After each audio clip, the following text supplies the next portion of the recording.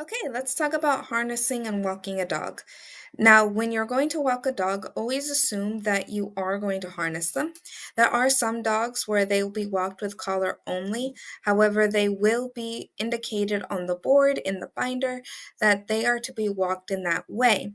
If you don't see any indication that they should be walked with a collar only, then assume that they should wear a harness. If you do not see the walking equipment where it is supposed to be, ask a staff member. Sometimes it got misplaced, or the dog chewed through it, or we just haven't fitted them for a harness quite yet before we put them up for a walk. Now, within shelter, we mostly use two types of harnesses. One is called the Freedom Harness, and the second one is called the Easy Walk Harness. These are the two most common ones that you are going to see, although you might encounter more. If you encounter something different from these two, please ask a staff member to let you know how to put it on. But both of these harnesses are fairly easy to put on once you know how. I was just going to fit over the dog's head and around the chest area to clip underneath the armpit area.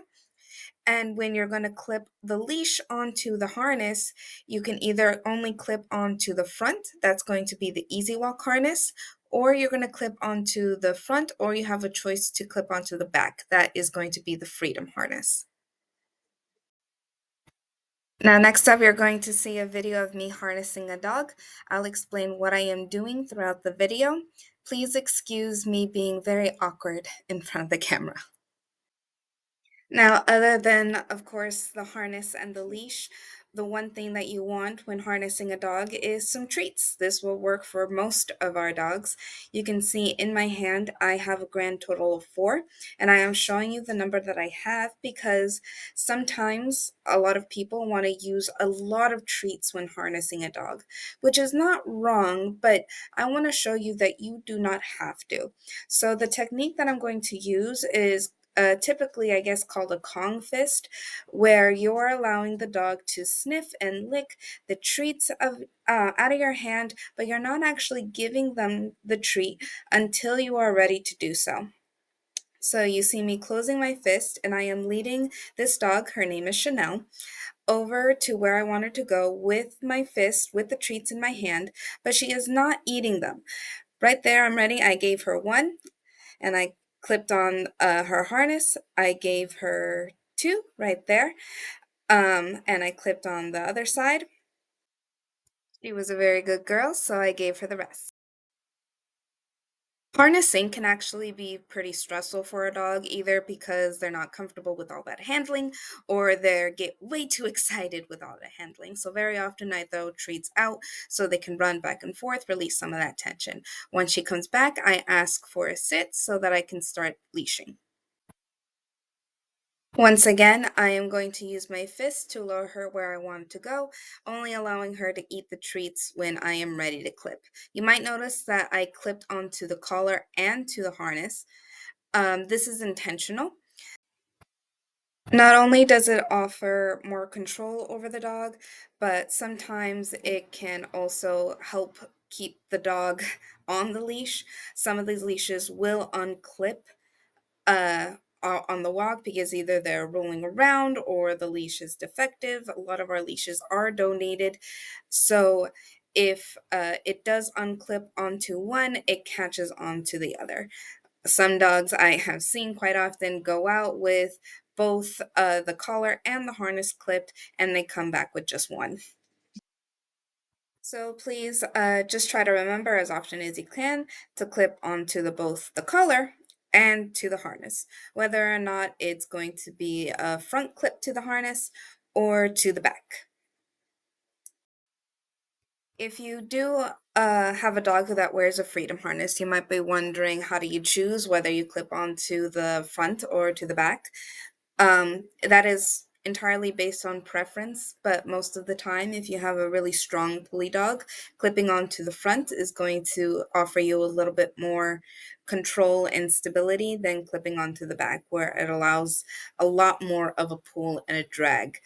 However, if the dog is a really nice walker, there is no reason not to just clip on to the back. And there we go. We harness the dog, and now we can go out for a walk. Some notes about when you're out and about and walking a dog. When you're holding on to the leash, please put your hand through the hoop and hold on to the end of the leash that way. Avoid wrapping the leash around your fingers or your hand because if a dog suddenly pulls and will pull strongly, it could really hurt you, and we want you to be safe. Mark on the board that you are walking a dog. There will be magnets on the dog board. So that way we know if a dog is out of the shelter, on a walk, things like that. And when you're out and about, dogs are not allowed to meet other dogs or people on the walks. This is for safety reasons. The dog that you're handling could be sick, or the dog that is walking by could be sick. We also have some dogs who are not dog social within our shelter and should avoid other dogs. We have dogs that might be nervous around strangers.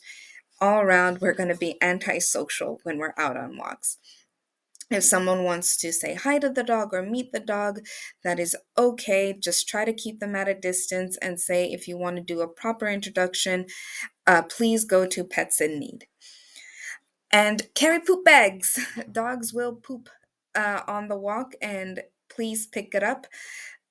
Um, we don't want to leave the neighborhood around where the dogs are walking with a lot of poop in the wake. People will remember us.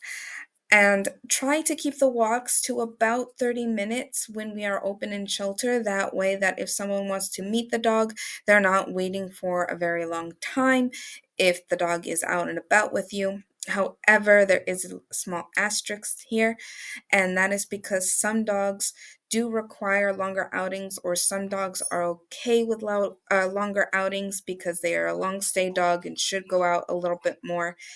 It can be specific to individual dogs. If you have a question on whether or not you can take a longer outing or a shorter outing, depending, just ask the staff member. We'll be happy to clarify that for you.